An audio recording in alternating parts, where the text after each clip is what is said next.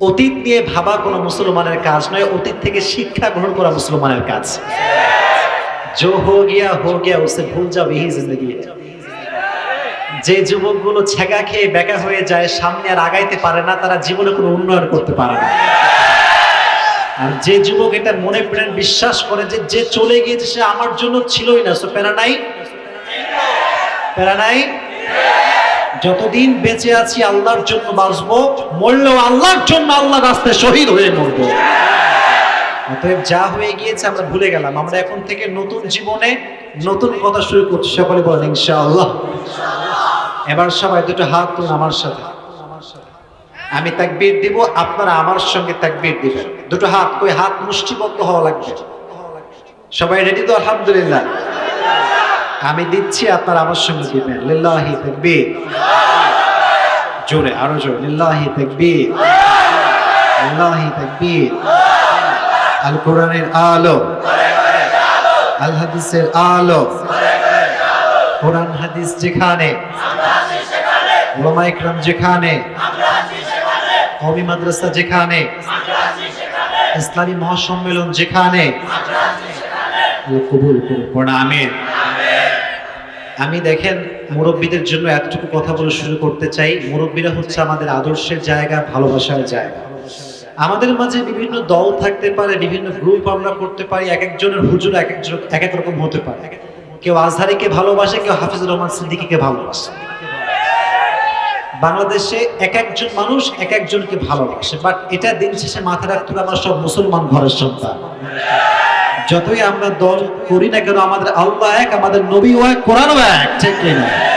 আমাদের মাঝে কোনো বিভেদ নাই, কোনো মারামারি নাই। এই যে আমি এখানে আসছি, কেন বিভিন্ন দলের লোক আছে। আমার দলের লোক হচ্ছে যুবক ভাইরা, এটা আমি জানি। বাট যারা আমাকে পছন্দ করে না, তাদের জন্য হৃদয়ে ভালোবাসা আছে না নাই? আচ্ছা বলেন তো, আমার ওয়াজ যারা শোনেন, কাউকে কোনোদিন ক্রিটিসাইজ করে কথা বলেছি, কোনো বক্তায় কখনো আঘাত করে কথা বলেছি, এমন কোনো ভিডিও আসিফ হুজুরের নামে আপনাদের অনলাইনে কখনো এসেছে?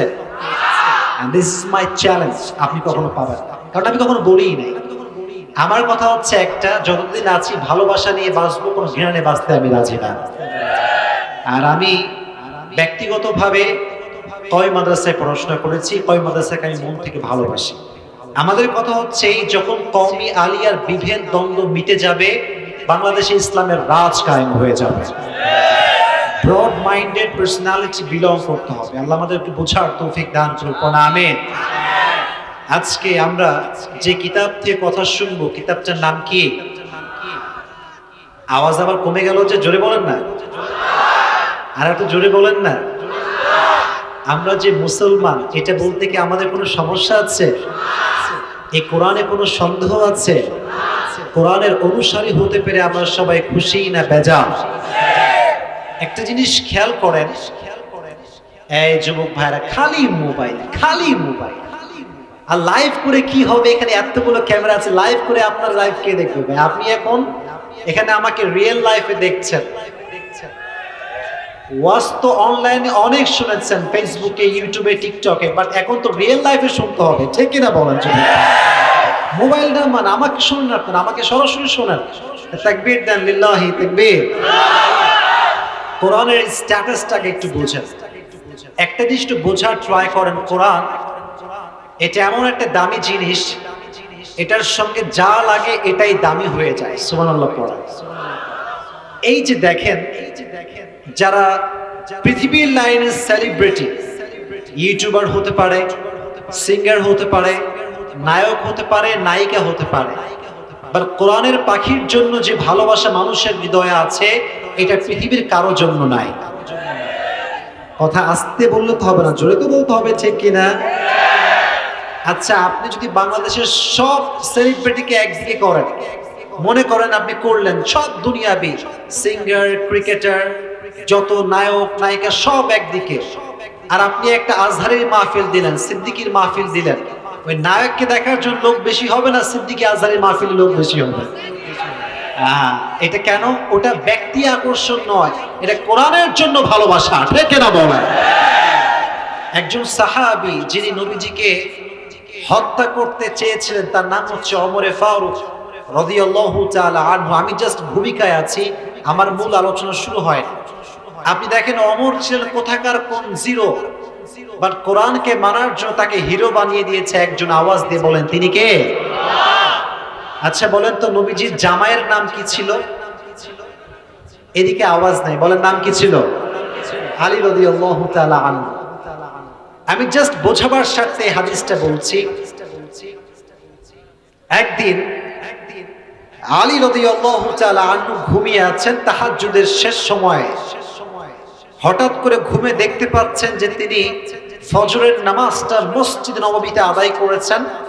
আদায় করে জাস্ট মাসনুন দোয়াগুলো পড়ে বের হচ্ছেন, সামনে বসে আছেন বিশ্বনবী। যখন তিনি বের হবেন, মাসনুন দোয়াগুলো পড়ে বের হয়েছেন, দেখছেন মসজিদের বাহিরে গেটে একজন চাচি দাঁড়িয়ে আছে। কি দাঁড়িয়ে আছে? একটু বলেন না, কে দাঁড়িয়ে আছে? চাচির হাতে ছোট্ট একটা ঝুড়ি আছে, ঝুড়িতে কয়েকটা খেজুর রাখা আছে। বলছে, ইয়া আলী, তোমার জন্য আর নবীর জন্য কিছু খেজুর নিয়ে আসছি, তুমি এটা নিয়ে যাও। নবীকে বলো, নবী আপনি কয়েকটা খেজুর খাবেন আর মানুষের মাঝে বন্টন করবেন, তাহলে আমার বাগানে আল্লাহ বরকত দান করবে। সুবহানাল্লাহ পড়েন। আলী রাদিয়াল্লাহু তাআলা আনহু ঘুমের মাঝখানেই স্বপ্নে দেখছেন যে তিনি এই ঝুড়িটা নিয়ে নবীজির কাছে গিয়েছেন। নবী, হে, এটা খেজুর আপনাকে হাদিয়া দিয়েছে একজন বুড়িমা। নবীজি বলেন, আলী তাই নাকি? তাহলে নাও, তুমিও একটা খেজুর খাও। আলী যখন তার মুখে খেজুর নিয়েছে, এত স্বাদ, এত স্বাদ, যখন আলীর ঘুম ভেঙে গিয়েছে, স্বপ্ন শেষ, তবুও সেই স্বাদটা তার জিহ্বায় লেগে আছে। আপনাদের আওয়াজ একটু কম হচ্ছে, জোরে শুনে তো সুবহানাল্লাহ পড়বেন। ঘুম ভেঙে গিয়েছে, এদিকে আজান হচ্ছে, ফজরের নামাজের আজান। আলী রাদিয়াল্লাহু তাআলা আনহু এবার গিয়েছেন মসজিদে নামাজ পড়ার জন্য, ফজরের নামাজ। দেখছেন ফজরের মুসল্লায় দাঁড়িয়ে আছেন ওমর ফারুক রাদিয়াল্লাহু তাআলা আনহু। নামাজ পড়লেন। উনি নামাজ পড়ে যখন বের হবেন, দেখছেন সেম কাহিনী। সেই মুরব্বী চাচি মসজিদের বাহিরে দাঁড়িয়ে আছে। চাচি, কি হয়েছে? বলছে, আলী, আমি তোমার জন্য, আমিরুল মুমিনের জন্য খেজুর নিয়ে আসছি। সুবহানাল্লাহ। কোথায়? তুমি একটু নিয়ে যাও।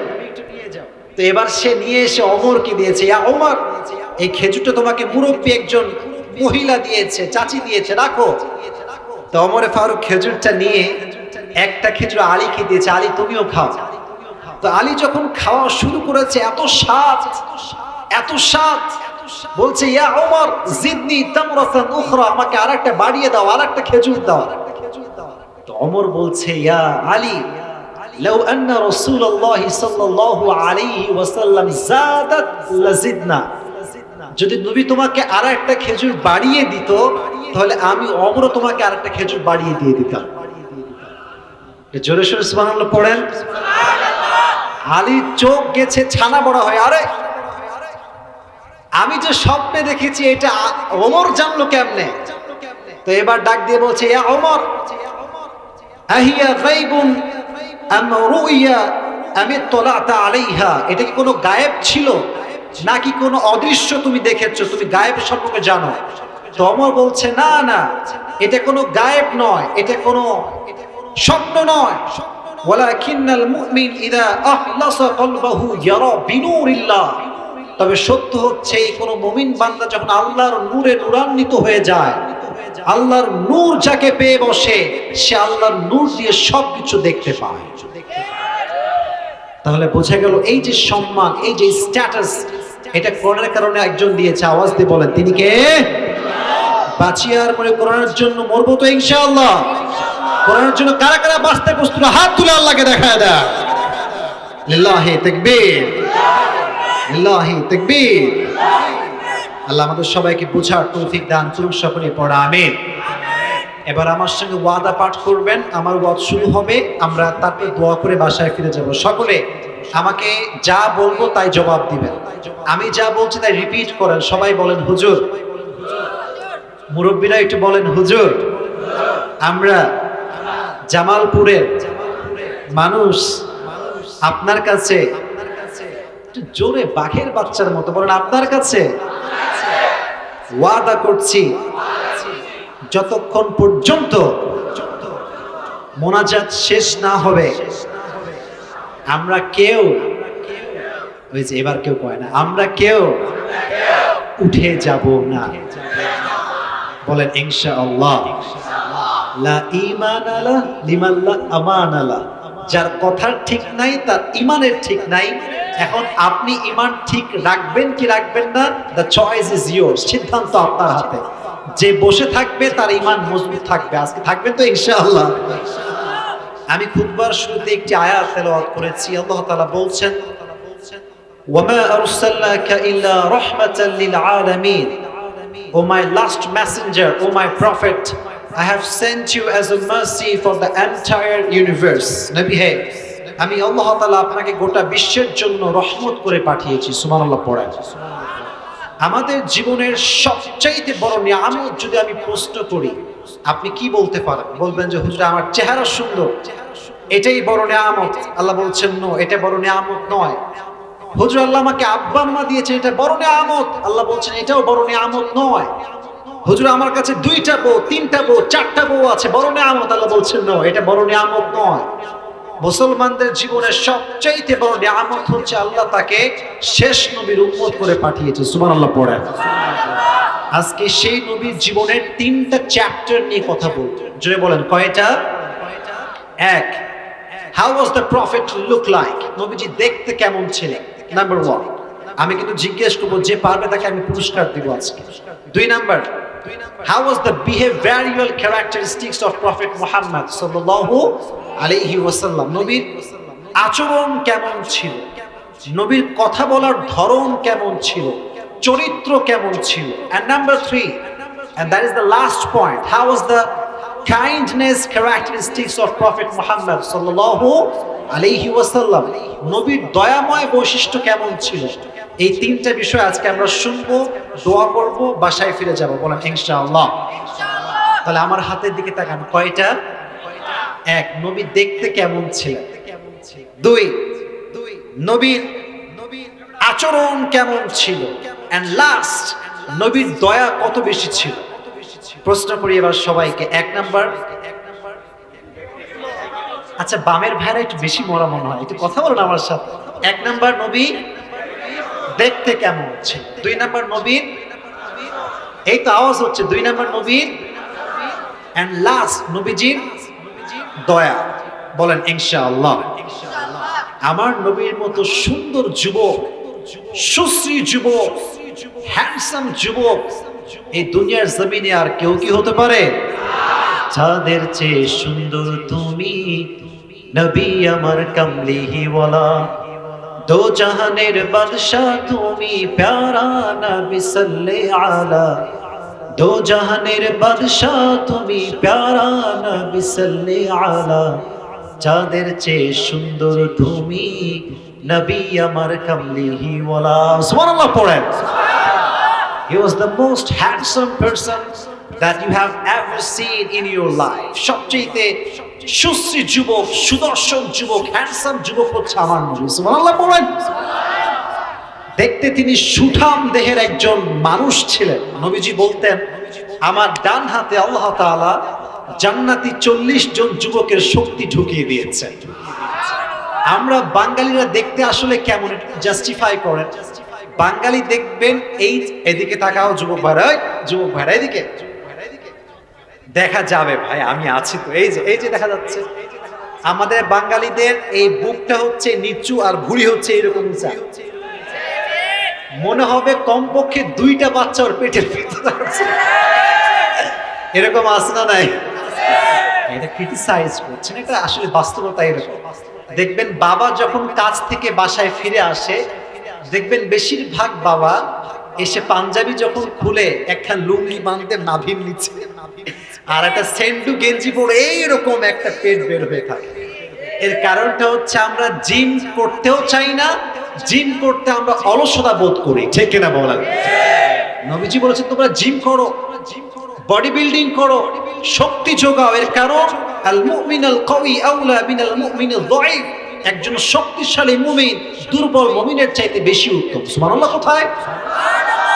নবীজির এই বুকটা ছিল উঁচু আর এই নাভিটা ছিল নিচা। এটাকে আজহারি সাহেব বলেছিলেন সিক্স প্যাক বলে গোটা বাংলাদেশ তো পার। আসলে ব্যাপারটা এইরকম না, ব্যাপারটা হচ্ছে এইরকম যে নবীর বডিটা ভুঁড়ি ছিল, মেদ ছিল না, চর্বি যুক্ত ছিল না, চর্বি মুক্ত ছিল। সুবহানাল্লাহ পড়া। এবার বলেন, এটা হচ্ছে আমার হাত, এই হাতের এটাকে কি বলে? মাশাআল্লাহ, এটা কি বলে? তা আমরা যখন মুসাফাহ করি, তালুতে তালু মিলে কি মিলে না? সাহাবা একরাম বলতেন নবীর হাতের এই তালুটা ছিল কানা কাফুহু আলিয়ানু মিনাদ দিবাজ, ইট ওয়াজ সফটার দ্যান সিল্ক। নবীজির হাতের তালু ছিল রেশমের চাইতে বেশি মোলায়েম। সুবহানাল্লাহ পড়েন। কোন সাহাবী যখন এসে সালাম করত, নবীজি হাত বাড়াতেন মুসাফা করার জন্য। নবীজির হাত এত নরম ছিল, কোন সাহাবী ধরলে আর ছাড়তেই চাইতো না, ধরেই বসে থাকতো। আর নবীজির সুন্দর ব্যবহার এত সুন্দর ছিল যে কোন সাহাবী হাত নিজে না ছাড়লে নবীজি নিজেও ছাড়তেন না। সুবহানাল্লাহ পড়েন। সফটার দ্যান সিল্ক, রেশমের চাইতে বেশি মোলায়েম ছিল আমার নবীর হাতের তালু। ওয়াকানা রাবাতাম মিনাল কওম লাইসা বিত-তাওয়িল ওয়ালা বিল-কসীর। আচ্ছা, আমার ব্যাপারে বলেন তো, আমি কি খাটো না লম্বা? একটু খেয়াল করবেন, যে খুব বেশি লম্বা তারে কিন্তু ভালো লাগে না, তাল গাছ মনে হয়।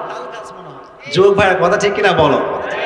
তবে একটা কথা মাথায় রাখবা, মেয়েরা কিন্তু আবার লম্বা ছেলে একটু বেশি পছন্দ করে। আমি আমার জীবনে অনেক যুবকের দেখেছি বিয়ে ভেঙে গেছে। কিরে, তোর বিয়ে না হয়ে গেছিল বাবা? বলো হুজুর আমি খালি একটু গুঠু, তাই আমার রিজেক্ট।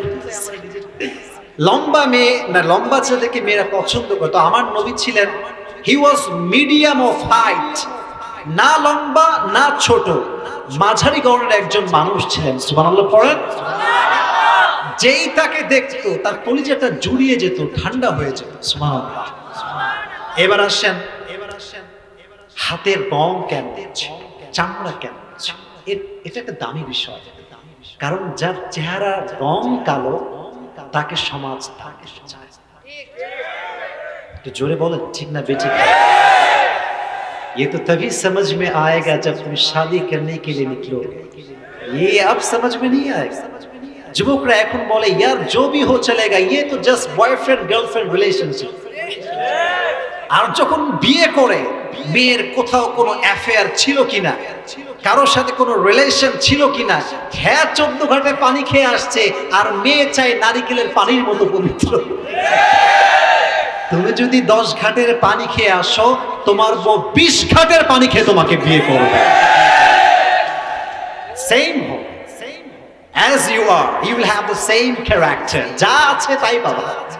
তো নবীজি Azharul লাউন, he had rosy color skin, তার চেহারার রংটা শ্যামবর্ণ নয়, আবার খুব বেশি সাদাও নয়, এটাকে বলা হয় গোলাপি রঙের মতো লাবণ্যময় সুন্দর হচ্ছেন আমার নবীজি। সুবহানাল্লাহ পড়েন। অনেকে বলে সাইয়েদনা ইউসুফ আলাইহিস সালাতু ওয়াস সালাম নাকি বেশি সুন্দর দেখতে, বেশি হ্যান্ডসাম দেখতে। কথা সত্য, কিন্তু এটা ব্যাপারটা এরকম নয় যে সে আমার নবীর চাইতে বেশি সুন্দর। বিশ্বনবী বলতেন আমার ভাই ইউসুফ হচ্ছে সাবিহ, আর আমি বিশ্বনবী হলাম মালিহ। আচ্ছা বলেন তো, একদিকে রাখলাম সিঙ্গাপুরের একজন যুবক যে দেখতে খালি সাদা, কোনো কাটিং কুটি কিচ্ছু নাই, খালি সাদা।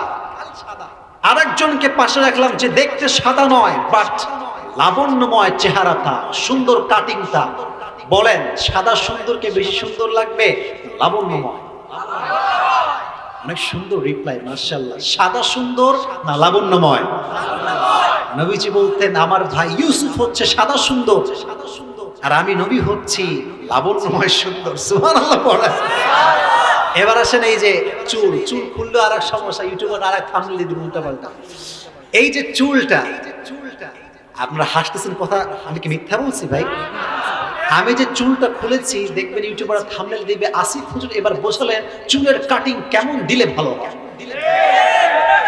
যা মন চাই তা, আমি নিজেও জানি না। অনেক ইউটিউবার আমার বউ নিয়ে তথ্য দেয়, এটা আমি নিজেও জানি না। যা মন চাই তাই দিয়ে দেয়। নবীজির চুল কেমন ছিল? মনোযোগ আছে সবার? وقبض وليس في لحيته ورأسه 20 شعرة بيضاء। ইন্তেকালের আগে নবীজির দাড়ি এবং চুল মিলে 20টা চুলের বেশি পাকে নাই। সুবহানাল্লাহ পড়েন।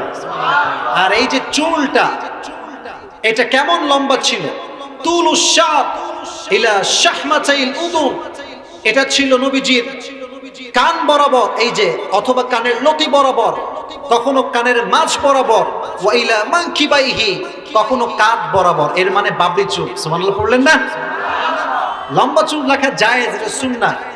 বাট আজকালকার ছেলেরা ন্যাংটা মার্কা কাটিং দেয়, এরকম টিকটক কাটিং আছে না, দেখবেন যে এই পাশেও নাই এই পাশেও নাই। বাট অবাক করা বিষয় হচ্ছে মেয়েদের রুচি নষ্ট হয়ে গিয়েছে, এরা আবার এই টিকটক মার্কা ন্যাংটা কাটিংই বেশি পছন্দ করে। ভদ্র দিনদার যুবককে বেশিরভাগ মেয়েরা আজকাল পছন্দ করতে চায় না। ওই তাই যখন বিয়ে হবে তখন বুঝবেন কত ধানে। চরিত্রবান যুবক বিয়ে করে যে সুখী হয়। তাহলে চুল ছিল লম্বা চুল। এবার আসেন নবীজির যেই পিঠ, কাঁধ, কানা কাতিফাইহি খাতামুন নবুওয়াহ, বিশ্বনবীর পিঠের বাম কাঁধে মোহরুন নবুওয়াহ ছিল। উনি যে প্রফেট, দ্য লাস্ট মেসেঞ্জার, উনি যে সর্বশেষ নবী, আল্লাহ পিঠে সিল মেরে দিয়েছে। সুবহানাল্লাহ পড়তে পারলেন না? সাহাবীরা যারা এটা দেখেছে তারা বলেছে এটা একটু মোটা ছিল, একটু উঁচু ছিল, একটু লালচে ছিল, এবং এই মোহরুন নবুওয়াতে কিছু চুলও ছিল। একবার বিশ্বনবী ঘোষণা করলেন, সাহাবায়ে কেরাম শোনো, আল্লাহ রাব্বুল আলামিন আল্লাহর হক মাফ করে দেন, কিন্তু বান্দার হক আল্লাহ মাফ করেন না। আমি যদি তোমাদের কোনো হক নষ্ট করে থাকি তোমরা আমাকে বলো, আমি তোমাদের হক আদায় করে দিব। এক সাহাবী বলল, ইয়া রাসূলুল্লাহ, যুদ্ধের ময়দানে তরবারির আঘাত একজন কাফেরকে মারতে গিয়ে আপনার আঘাত আমার পিঠে এসে লেগেছে, যদি আপনি আমার কিসাসটা আদায় করতে চান তাহলে আপনাকে উদম গায়ে হতে হবে, জামা খুলতে হবে, আমি একটু শোধ নিতে চাই। ওমরে ফারুক শুনে রেগে মেগে ফায়ার, কি এত বড় সাহস, তুই নবীর গায়ে হাত তুলবি? খালি তুই সামনে আয়, তোরে আমি দেখতেছি, খালি সামনে আয়। নবীজি বলছে, ওমর স্টপ, এই থামো থামো, তারে তার কাজ করতে দাও। ওই সাহাবী আসছে, তো নবীজি যখন বলছে ঠিক আছে তুমি তোমার কাছে আদায় করো, বলছে নবী হে, আমি তখন উলঙ্গ জামা ছিলাম, কোনো জামা ছিল না, আপনি আপনার জামা খোলেন। কে আওয়াজ করে, এই বাচ্চারা, বহুত বড় মুসিবত হয়ে। আবার মোবাইল ফোন দেখছেন, সব ক্যামেরা ধরে আছে, সব মিডিয়ার লোক এখানে দাঁড়ায় আছে। এরা কি শ্রোতা না মিডিয়া? তোমরা বসো, কথা শোনো আমার। তাকবীর দেন, লিল্লাহি তাকবীর। নবী হে, আপনি জামা খোলেন। এবার ওমরে ফারুক আরো রেগে গেছে, কি নবীর জামা খুলবে? বেয়াদব! ঠাস করে ধরতে আসছে, থামো, মারা লাগবে না, থামো। নবীজি এবার জামাটা একটু তুলেছে, যখনই তুলেছে মোহরুন নবুওয়া একটু বের হয়েছে। বের হওয়ার সাথে সাথে ওই সাহাবী দৌড় দিয়ে এসে নবীজির মোহরুন নবুওয়াতে চুমু দিয়ে ফেলেছে। আর চুমু দিয়ে হালমাও হালমাও করে কান্না, নবী হে, আমাকে মাফ করবেন, আপনি একজন বিশ্ব নবী, সর্বসেরা নবী, আপনাকে কখনো জামা ছাড়া দেখা যায় না। আমি নাটক করেছি, এর কারণ আমি আপনার মোহরুন নবুওয়াতে চুমু দিয়ে আমার ঠোঁটকে জাহান্নামের আগুন থেকে পরিত্রাণ করাতে চাই। সুবহানাল্লাহ পড়া সুন্দর ছিল। আচ্ছা, এই যে আমি হাত তুলা, এটাকে বলা হয় কি বলেন তো? বগল। আমাদের বগল দেখবেন কালো, দুর্গন্ধযুক্ত, বাট নবীর বগলটা কেমন ছিল জানেন? আরাফাতের ময়দানে নবী যখন দোয়া করতে করতে দুটো হাত এমনি তুলতেন, সাহাবায়ে কেরাম বলতেন হাত্তা ইউরা বায়াদু ইবতাইহি, আমরা দেখতাম নবীজির the armpits were white, নবীজির বগলটা ছিল শুভ্র সাদা। জোরে সোরে সুবহানাল্লাহ বলে পড়তে পারলেন না?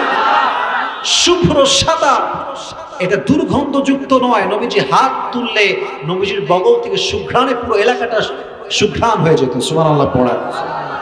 মুস্তাওয়াল জাবির, এই কপালটা ছিল প্রশস্ত কপাল। আশামুল আনফ, নাক ছিল লম্বা নাক। আচ্ছা, আপনাদের নাক যাদের চাপা হয় এটা কি বলেন আপনারা? কি? বুচা? নাক বোচা। নবীজির নাক কিন্তু বোচা নয়, লম্বা নাক ছিল। চেহারাটা দেখলে যে কেউ ক্রাশ খাইতো। ক্রাশ বুঝেন? যুবকদের ভাষা বোঝানোর জন্য বলতাম, যে খেত যে দেখতো সেই ক্রাশ। তার মানে নবীজি দেখতে কম সুন্দর না বেশি সুন্দর? সেই নবীর উম্মত হতে পেরে আমরা সবাই খুশি না বেজার? এই সাউন্ড মাশাআল্লাহ, পড়েন আলহামদুলিল্লাহ। তাহলে এটা ছিল how was the prophet look like. যদি আমাকে সুযোগ দেন তাহলে আমি আরো দুইটা বিষয়ে বলবো, বলা যাবে? বলা যাবে তো ইনশাআল্লাহ। একজন যুবক দুজন কয়ে যায়, বসো বসো, যার এই তোমাদেরকে বলতে হবে, এটা কি তাহিরি হুজুরের মাহফিল লাগে যে বসেন বসেন বসে যান? এটা আমরা নর্মালি বলছি যে বসো। তাহিরি হুজুর খুব ভালো মানুষ, আমার সাথে কথা হলো সেদিন মক্কাতে, উনি গিয়েছিলেন যখন কাবাতে, ওখান থেকেই ফোন দিয়েছে, বলছে আপনি যখনই আমাদের ব্রাহ্মণবাড়িয়া আসবেন আমার ঘরটা আপনার জন্য মেহমান খানা। তো আমরা এগুলো নিয়ে মারামারি করি না, কে সুন্নি কে ওয়াহাবি, এগুলোর দিন শেষ। কথা হচ্ছে আমার নবীজির উম্মত, এটাই আমাদের পরিচয়। মারামারি শেষ করে দেন ভাই, কত মারামারি করবেন আর কত? লম্বা টুপি, পাঁচকুলি টুপি, অমুকে সুন্নি, অমুকে ওয়াহাবি, অমুকে কওমি, অমুকে আলিয়া, আর এদিকে কাফেররা বলছে পিটা। কথা ঠিক আছে কিনা বলেন? আমরা যেন ক্রিটিসাইজ না করি, আল্লাহ আমাদেরকে বোঝার তৌফিক দান করুন, আমিন। How was the behavioral character of last messenger Muhammad sallallahu alayhi wasallam? যে যুবকের বউ নাই বলছিলাম, সে যুবকটা দাঁড়াবা, দাঁড়িয়ে তিনটা তাকবীর দিবা বাঘের বাচ্চার মতো। যে কোনো একজন যুবক দাঁড়াও। কোনো বাঘের বাচ্চা নাই তাকবীর দেওয়ার জন্য? হ্যাঁ,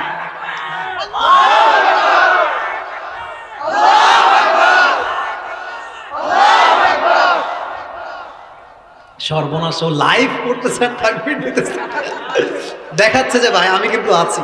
আল্লাহকে কবুল করে পড়েন, আমিন। নবীজির বউ ছিল কয়টা বলেন এবার? নবীজির বউ, এই তো মাশাআল্লাহ, কয়টা কয়টা? আরেকটি প্রশ্ন, এগুলো আপনাদেরকে নলেজ দেওয়ার জন্য না, আপনারা সবাই জানেন, মাশাআল্লাহ আমি জানি। নবীজির ফার্স্ট ওয়াইফের নাম কি ছিল বলতে পারবেন? হুজুররা বললে তো হয়ে গেল ভাই, আপনারা বলেন। খাদিজা, বলেন নাম কি? রাদিয়াল্লাহু তাআলা। এবার একটা প্রশ্ন করি, নবীজির একজন স্ত্রী, she was virgin, she was not divorced, তিনি তালাক প্রাপ্তা ছিলেন না, তিনি একদম কুমারী নারী ছিলেন, আয়েশা। মাশাআল্লাহ, নাম কি? আয়েশা। আচরণ দেখেন, আচরণ কাকে বলে, সৌন্দর্য কাকে বলে? আল্লাহ, হাদা কসমি ফিমা আমলিক ওয়ালা তুআখিযনি ফিমা তামলিক ওয়ালা আমলিক। আল্লাহ, আমার 11টা বউ আছে, আমি সবাইকে বেশি ভালোবাসি, সবার সঙ্গে আমি ইনসাফ করেছি, বাট আমি আমার আয়েশাকে একটু বেশি ভালোবাসি, তুমি এটা আমার বিচার করো না। সুবহানাল্লাহ পড়ে। আচ্ছা, বউয়ের সামনে কেউ যদি কয় আল্লাহ রে আল্লাহ আমি আমার বউরে বড্ড ভালোবাসি, তার বউ যতই রাগ করুক না কেন 1 মিনিটেই পড়ে যাবে। কথা ঠিক আছে কিনা বলে? আর একটা হাদিস শোনায় আচরণের ব্যাপার। একবার মজলিসে নবীজি বসে আছেন, এইভাবে বসে সাহাবা ইকরামদের সঙ্গে কথা বলছে, হঠাৎ করে একজন সাহাবী দৌড় দিয়ে আসছে, নবী হে একটা প্রশ্ন করতে চাই, বলো। নবী হে, মান তুহিব্বু আকসার, আপনি সবচেয়ে বেশি কাকে ভালোবাসেন? নবীজি বলছেন, আনা উহিব্বু আয়েশা আকসার, আমি তো আমার বউ স্ত্রী আয়েশাকে সবচেয়ে বেশি ভালোবাসি। সুবহানাল্লাহ পড়েন। একবার বিশ্বনবী সাহাবা ইকরামদেরকে নিয়ে সফর থেকে ফিরে আসছিলেন, আধো আধো জ্যোৎস্না প্লাবিত রাত, চতুর্দিকে জ্যোৎস্নার আলোতে ভরে গিয়েছে। নবীজি বলছেন, আয়েশা শোনো, আজকে একটা প্রতিযোগিতা হবে, কম্পিটিশন। বোঝেন আপনারা? কম্পিটিশন, প্রতিযোগিতা। এখন তো আবার খেলা চলতেছে, তাই না? দেখছেন, সব জানে, বিশ্বকাপ। এই বিশ্বকাপ চলে ঠিক আছে, বাট গোটা বিশ্বের যুবকদের সময়কে নষ্ট করে দিয়ে যায়, সময় শেষ। আচ্ছা, লিটন দাস সাকিব আল হাসান কয়টা 6 মারছে, এটা জেনে আমার কি কোনো সওয়াব আছে? কোনো লাভ আছে? সারাদিন এইটা নিয়ে পড়ে থাকে। আরে যুবক, তুমি বোঝো না বিষয়গুলো। দেখো, ক্যারিয়ারে যদি ভালো কিছু করতে না পারো, তোমার বউ তোমাকে 2 পয়সা দাম দিবে না, তোমার বাপও তোমাকে 2 পয়সা দাম দিবে না, ঠিক না বলো?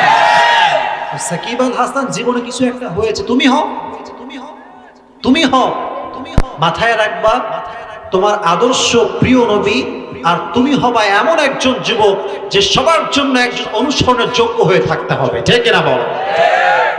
তো নবী বলেন, আয়েশা চলো একটা দৌড় প্রতিযোগিতা করি, কে জিততে পারে?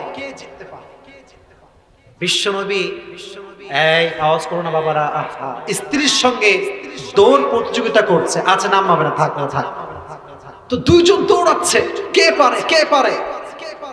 যখন খুঁটির কাছে চলে আসছে, নবীজি ঠাস করে দৌড় দিয়ে খুঁটি ধরে ফেলছে। বলছে, আয়েশা, আজ আমি জিতে গেছি, তুমি হেরে গেছো। সুবহানাল্লাহ পড়ো। এবার আয়েশা হেরে গেছে। আবার আরেকদিন সফর থেকে কাম ব্যাক করছেন। যখন কাম ব্যাক করছেন, এবার আয়েশা বলছে, নবী এবার আজকে দেখা যাক কে পারে।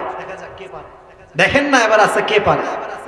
হাদিসে এসেছে, এবার যখন দৌড়াতে শুরু করেছে নবীজি, যখন দৌড়াতে শুরু করেছে, এবার আয়েশা দৌড় দিয়ে গিয়ে খুঁটি ধরে ফেলছে সবার আগে। বলছে, হ্যাঁ দিহি বিতিলকা, নবী হে, সেদিন আপনি আমাকে হারাইছেন, আজকে আমি আপনাকে হারাই দিলাম। সুবহানাল্লাহ পড়ে। তাহলে বইয়ের সঙ্গে ভালো ব্যবহার এবং আচরণ করার দরকারটা আছে না নাই? অনেক স্বামী দেখবেন দোকানদারি করে, দোকানদার বুঝেন না, কাস্টমার যখন মহিলা আসে, আপু কি লাগবে বলেন, বসেন বসেন বসেন। আর আমরা গেলে, ভাই নিলেন না নিলে জানতো, ঠিক কিনা বলেন যুবক ভাইয়েরা? বাহিরের ভাবির সঙ্গে ভাবি ভুলেই গেলেন, খবরই নেন না, ভাবি আমাকে ভুলে গেলেন। আর যখন বউ বল দেয়, তোর কাজ কাম নাই, খালি রান্না কর, আমি আসতেছি খাওয়ার জন্য, ঠিক কিনা? পৃথিবীতে সবচেয়ে জঘন্য পুরুষ হচ্ছে সেই পুরুষ যে পুরুষ তার বউয়ের সঙ্গে ভালো ব্যবহার করতে পারে না। আর পৃথিবীতে সবচেয়ে উত্তম পুরুষ হচ্ছে সেই পুরুষ যে পুরুষ তার বউয়ের সঙ্গে ভালো ব্যবহার করে, ঠিক কিনা বলে? ভালো ব্যবহার করতে পারবেন তো ইনশাআল্লাহ? এবার আর একটা প্রশ্ন আপনাদের সামনে সবার জন্য করি। বলেন তো, নবীজির দুইজন নাতি ছিল, আবার বলেন, তারা কোথায় সর্দার হবে? বলেন না কোথায়? কাদের সর্দার হবে? সুবহানাল্লাহ পড়তে পারলেন না? নবীজির নাতির সঙ্গে কেমন ব্যবহার খেয়াল করেন, মুরব্বী আব্বাজানের শুনবেন।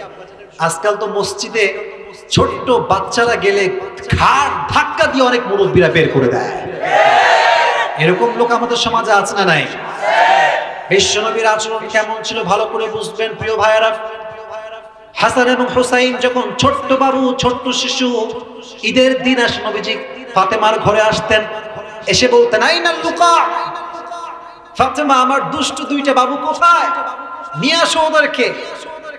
তো ফাতেমা রাদিয়াল্লাহু তাআলা আনহা গোসল করাতেন, চুল সিধি করাতেন, সাদা পায়জামা পাঞ্জাবি পরে তার নানার কাছে পাঠাতেন। সুবহানাল্লাহ পড়েন। নবীজি আগে আসলেই স্যালুট, সালাম দিতেন, আসসালামু আলাইকুম, উত্তর নেওয়া হতো। নবীজি বলতেন, হাসান তোমার হাত দাও। আমার কথা কি বিরক্ত হচ্ছেন আপনারা? কথা ঠিক আছে তো? এই হাতটা ধরে, এই দেখেন আমার দিকে, আমার দিকে চুমু দিতেন। সুবহানাল্লাহ। নাতির সঙ্গে ভালো, নাতির সঙ্গে আছো তো আমার দিকে। এবার কিন্তু আমি একটু অভিনয় করব বোঝাবার স্বার্থে হাদিসগুলো। নবীজি বলতেন, হাসান তুমি এ পাশে, হুসাইন তুমি এ পাশে আসো। দেখবেন যে মাঝে মাঝে আমরা ঘোড়া হয়ে যাই, ঘোড়া, আর পিঠে বাচ্চাদেরকে উঠাই। কথা ঠিক আছে না?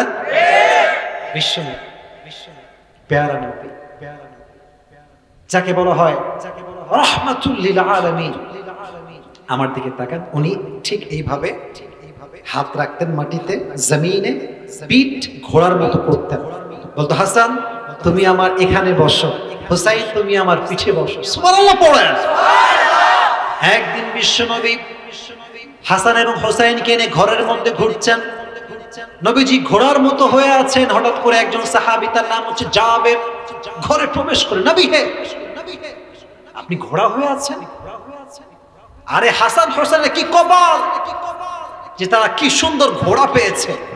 তো নবীজি বলছেন, আরে জাবের, কপাল শুধু আমার ভালো না, তাদের ব্যাপারে কিছু বলো। তারা তো সেই যুবক যারা সমস্ত যুবকদের জান্নাতে সর্দার হয়ে যাবে। সুবহানাল্লাহ। আর এক হাদিসে এসেছে, আরব বিশ্বে বাচ্চাদেরকে কাঁধে ওঠানো। আচ্ছা, আমার কথা কি বোঝা যায়? একটু বলেন না, বোঝা যায় তো? বাচ্চাদেরকে কাঁধে ওঠানো একটা অপরাধ ছিল। তো একদিন নবীজি আরবের মাটিতে বাচ্চাদেরকে দুই কাঁধে উঠাচ্ছেন, এক কাঁধে হাসান আর এক কাঁধে, বলেন না, এক কাঁধে হাসান আর এক কাঁধে, এমনি হাঁটতে ঠ্যাং ঠ্যাং ঠ্যাং করে নাতিদেরকে নিয়ে। হঠাৎ করে একজন বৌদ্ধ লোক, গ্রাম্য লোক দেখে মাথা ঘুরতেছে, আরে বিশ্বনবীর কাঁধে দুইজন বাচ্চা, নবী হে, আপনি হাসান এবং হোসেনকে এত বেশি ভালোবাসেন? নবীজি বলছেন, আরে পাগল, শুধু আমি ভালোবাসি না, আল্লাহ এদেরকে ভালোবাসে। একবার হাসান এবং হোসেনকে নবীজি ডেকেছেন, ফাতেমাকে ডেকেছেন, বলছে আজকে তোমাদেরকে কুস্তি করাবো। কুস্তি মানে আমরা বুঝি ধরে আছাড় মারা, কুস্তি মানে কিন্তু এটাও হয় পাঞ্জা লওয়া, আছে না? না, তো হাসান বসেছে ডান পাশে, এই এটা মার দিব তোমাদেরকে, খালি উল্টা পাল্টা করবে বাচ্চারা। হাসান ডান পাশে, হোসাইন বাম পাশে। নবীজি বলতে শুরু করো, কে পারে দেখা যাক। তো এবার হাসান এবং হোসাইন পাঞ্জা লড়তেছে, একবার হাসান ফেলায় দেয়, একবার হোসাইন ফেলায় দেয়, কিন্তু পড়ে না, পড়তে গিয়ে আবার উঠে আসে। কিন্তু অবাক করার বিষয় হচ্ছে নবীজি খালি হোসাইনকে বলছে, হোসাইন শাবাশ, হোসাইন শাবাশ। তো ফাতেমা বলছে, আব্বাজান আমার দুই ছেলে আমার কাছে দুইজনই প্রিয়, আপনি খালি হোসাইনকে কেন শাবাশ দিচ্ছেন? তো বলছে যে হে আমার কলিজার টুকরা, আমি আমার দোষ করি, এবং জিব্রাইল বসে আছে, জিব্রাইল হোসাইনকে শাবাশ দিচ্ছে, তাই আমি নবীও হোসাইনকে শাবাশ দিচ্ছি। সুবহানাল্লাহ। আর এক হাদিসে এসেছে একবার নবীজি নামাজে দাঁড়িয়েছেন, নামাজ সেজদায় গিয়েছেন, কিন্তু সেজদা থেকে আর উঠেন, সেজদায় গিয়ে থেকে গিয়েছে। সাহাবা ইকরাম ভাবছে নবী মনে মারা গিয়েছে। তো একজন সাহাবী এই যে আমার দিকে তাকান, সেজদা থেকে উঠে এমনি করে তাকাইছে, নবীর আসলে হইল রাখি, মানে প্রথম কাতার থেকে, মুয়াজ্জিনের পাশ থেকে। তো দেখতেছে যে নবী যে উঠছে না, এর কারণটা হচ্ছে নবীজির পিঠে হাসান চড়ে বসে আছে। তো সে ভাবতেছে কি রে, যদি আমি টান দিয়ে নামাই ফেলি তাহলে নবীজি সেজদার থেকে উঠে যাবে। তো যখন সেই সাহাবী পেছন থেকে, নবীজি এখানে দাঁড়িয়ে আছে, সাহাবী প্রথম কাতারে আছে, যখন হাসানকে নামাতে যাবে নবীজি পেছন থেকে তার হাত ধরে বসেছে। নবীজি ইঙ্গিতে বোঝাচ্ছেন আমার হাসান যতক্ষণ পর্যন্ত পিঠে থাকবে ততক্ষণ পর্যন্ত আমি তাকে নামাবো। ভালোবাসা কাকে বলে, আচরণ কাকে বলে? আর আমাদের মুরব্বীরা, বাচ্চা যদি একটু আওয়াজ করে ফেলে, নামা আছে, তোর বাপের নাম কি রে, তোর বাড়ি কোথায়, ঠিক কিনা বলেছে? বাচ্চা যখন বের হয়ে যাওয়ার সময় বলে যে ইয়ার মে কভি ভি নেহি, এটা আমার শেষ এবং ফাইনাল নামাজ।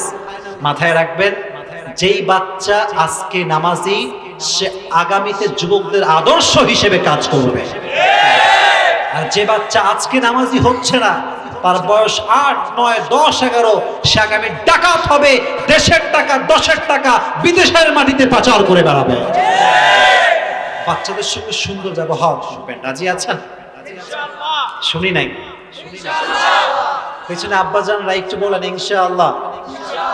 এটা মুরব্বীদের জন্য বড় দামি কথা। মাথায় রাখবেন, মুরব্বীরা যেমন ব্যবহার করবেন তেমন সম্মান পাবেন। কারণ আজকালকার যুবকরা খুবই ডেঞ্জারাস, আর গাজীপুর তো আরো বেশি ডেঞ্জারাস। এরা কাউরে ছাড় দিয়ে কথা বলে না। আমার একবার প্রোগ্রাম ছিল গাজীপুরে, শ্রীপুর আছে না, এখানে শ্রীপুর কোথায়, কত দূর এখান থেকে? 1 ঘন্টা? আচ্ছা 1 ঘন্টা।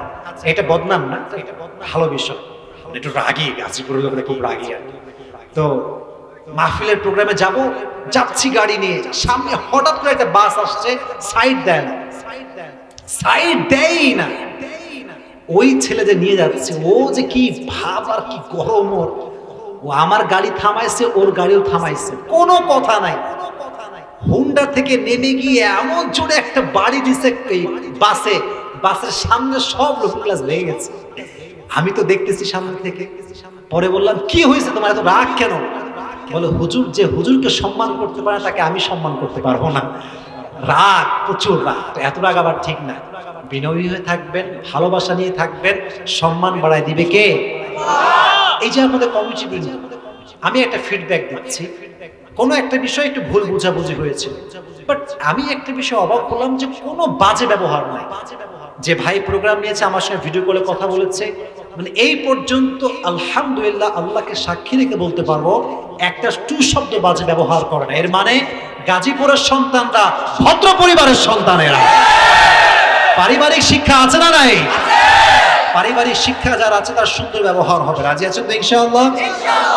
যেহেতু 12টা বেজে গিয়েছে, সর্বশেষ অংশ বলা যাবে তো? এবার তার তাকবীর দেওয়া লাগবে একজন যুবকের। শেষ অংশ, শেষ তাকবীর কে দিবে? হ্যাঁ, আমার দোয়া করবো তো। 12টা বেজে গেছে আমি জানি, তোমাদের বোঝাতে হবে না, বসে পড়ো যুবকেরা, বসে পড়ো। আমার সঙ্গে তাকবীর দেন, লিল্লাহি তাকবীর, লিল্লাহি তাকবীর। দয়াময় ব্যবহার কেমন ছিল? আচ্ছা বলুন তো, তারাবির নামাজ কত রাকাত? আমি ইখতিলাফ করতে আসি নাই। যে 20 রাকাত পড়ে তাকেও ভালোবাসি, যে 8 রাকাত পড়ে তাকেও আমি ভালোবাসি, বাট ব্যক্তিগত আমি 20 রাকাত পড়ি এবং আমি পড়াই। আচ্ছা বলো, তারাবির নামাজ কি এটা ফরজ, ওয়াজিব না সুন্নতে মুআক্কাদা? সুন্নতে মুআক্কাদা। কেন?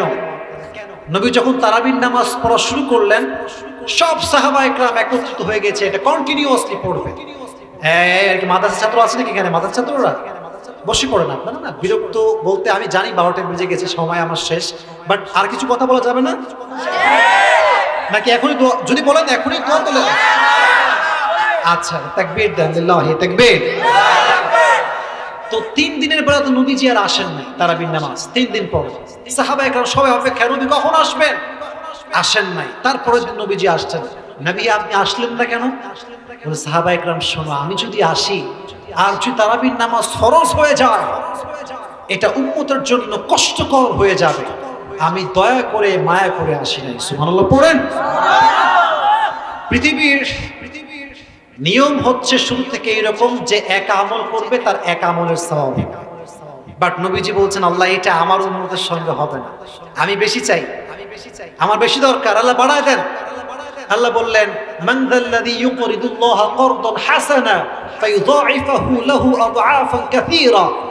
আপনার উম্মত একটা করবে তার ডাবল সওয়াব হবে। সুবহানাল্লাহ। কোথায়? সুবহানাল্লাহ। শেষ ভালো যার, সব ভালো বলেন সুবহানাল্লাহ।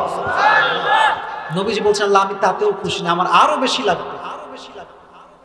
আল্লাহ বলছেন ঠিক আছে যান।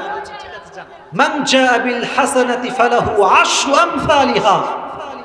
আপনার উম্মত একটা আমল করবে, আমি আল্লাহ 10 গুণ বাড়ায় দেব। নবীজি বলছেন তাও আমি খুশি না, আরো বেশি লাগবে। আল্লাহ বলছেন ঠিক আছে যান, ঠিক আছে যান। সাবআ সানাবিল। আপনার যে উম্মত মাত্র একটু দান করবে, মনে করেন 1 পয়সা দান করবেন, ফি কুল্লি সুমবুলাতিন মিয়াতু হাব্বা, আল্লাহ রাব্বুল আলামিন এটাকে শত শত গুণ বাড়ায় দিবেন। সুবহানাল্লাহ পড়া। নবীজি বলছেন তাও আমি খুশি না, আমার আরো বেশি লাগবে, আরো বেশি চাই। আমার উম্মতের হায়াত কম, সওয়াব বেশি চাই। আল্লাহ বলছেন ঠিক আছে জান, আমার শেষ ঘোষণা, ইন্নামা ইউওয়াফাস সাবিরুনা আজরাহুম বিগাইরি হিসাব। আপনার উম্মতের যারা ধৈর্যশীল হবে তাকে আমি আল্লাহ রাব্বুল আলামিন বিনা হিসাবে জান্নাতে প্রবেশ করে যাব। এবার নবীজি বলছেন ঠিক আছে, এবার ঠিক আছে। তাহলে নবীর আমাদের জন্য দয়া মায়া আছে না নাই? একবার আয়েশা রাদিয়াল্লাহু তাআলা আনহা বলছেন নবী আপনি আমার জন্য দোয়া করেন, একটু দোয়া করেন। নবীজি হাত তুলে বলেন আল্লাহ আল্লাহুম্মা গফির লি আয়েশা মা তাকাদ্দামা মিন যামবিকা ওয়া মা তাআখার। হে আল্লাহ তুমি আয়েশার অতীতের গুনাহ, পরের গুনাহ, মাঝের গুনাহ সব মাফ করে দাও। এই দোয়া শুনে আয়েশা এত খুশি হলেন, এই যে দেখেন আমার দিকে বিছানায় এমন করে শুয়ে পড়লেন খুশিতে। নবী এত সুন্দর দোয়া করলেন আমার জন্য, আগের গুনাহ পরের গুনাহ সব মাফ। নবীজি বলছেন আয়েশা তুমি আমার একমাত্র কুমারী স্ত্রী, আমার সবচাইতে ভালোবাসার বউ, তুমি বলেছো তাই আমি দোয়া করেছি, বলেছো বিধায়। বাট আমি এই দোয়াটা প্রত্যেক দিন আমার আগত উম্মতের জন্য করতেই থাকি, করতেই থাকি, করতেই থাকি, করতেই থাকি। সুবহানাল্লাহ। কত দয়া, কত মায়া। সে উম্মত হতে পেরে, সে নবীর উম্মত হতে পেরে আমরা সবাই খুশি না বেজার?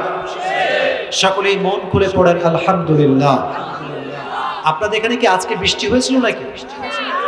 কিন্তু এই রাস্তাতে দেখলাম একেবারে কাদা। আজকে না কালকে? আমাদের বাড়িতে ডুবে গেছিল ভাই বৃষ্টিতে। ঢাকার কি অবস্থা? এদিকে বৃষ্টি খুব হচ্ছে নাকি? আজকে প্রচুর বৃষ্টি, আমি দেখলাম কাদাতে হাঁটা যাচ্ছে না। তো বৃষ্টিতে ঘুম একটু বেশি আসে এটা আমি জানি। তো 12টা যেহেতু বেজে গিয়েছে আমি আপনাদেরকে বিরক্ত করতে চাই না। যারা পেছনে আছেন একটু সামনে আগে আসেন, আমার দোয়া করুন। সামনে আপনারা একটু সামনে, শেষ পর্যায়ে তো, সামনে চলে আসেন, আমি আপনাদের দেখতে চাই, সামনে থেকে আগে আসেন। আবারও স্লোগান দেন, শেষ ভালো যার। চলে আসেন, আপনাদের শেষ ভালো আলহামদুলিল্লাহ। যারা যুবক ভাইয়ের আয়োজন করেছে সব বাচ্চা ছেলে মেয়েদের দেখতে পাচ্ছি। আর ইসলামিক আন্দোলনে আমার অনেক ভাইয়েরা আছেন, ওনারাও অনেক শ্রম দিয়েছেন, কষ্ট করেছেন। আমাদের কথা হচ্ছে এইটা, যারাই যতটুকু শ্রম দিয়েছে আল্লাহ সবাইকে এটার বিনিময়ে জান্নাতুল ফেরদাউস নসিব করুক, সকলেই পড়ুন আমিন। আমি অধম যা বলেছি, যতটুকু বলেছি আল্লাহ আমল করার তৌফিক দান করুক, পড়ুন আমিন। আমার ভাই সাইদ আহমদ ভাই, কলরবের ভাই, অনেক কথা